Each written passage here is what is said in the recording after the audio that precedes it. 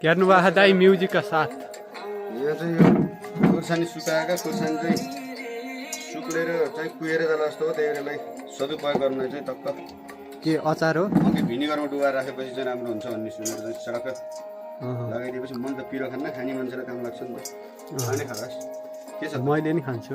कहाँ थिइस् बिहान गरी हौ? म घरतिरै थिएँ। के थिइस् त? केही नै बसेको। अहिले आएको थिएँ, हजुर हुनुहुन्थेन? अघि नेसरीको खुर्सानी अझै कम भयो जस्तो ल, बारीमा रातै रहेछ। त्यही अलिकति चाहिँ थपिदिएको कि कुरा त गर्नु पर्यो भनेको अझै कम भयो यार। एक भट्टा अलि भयो नि जस्तो। सिसाको बट्टामा राख्नु भनेको थिएँ, भित्र गरेको सिसाको बट्टा पनि भेटिन्न, केही भेटिन्न। बुढी चाहिँ माथि ठुलबाकोमा श्राद्ध, त्यहाँ चाहिँ खाना पकाउनु गयो नि। भैँसी ब्याउँछ कुर्नु है भनेको, कुरी छु भैँसी पनि ब्याएन, बोर भयो कि एक्लै त्यहाँ अचार बनाउनु लाउनु भयो। केही त गरौँ बस्या बेला भनेर भैँसी ब्याउँछ कुर्नु है भनेर गयो कि खै अहिलेसम्म बिहा छैन।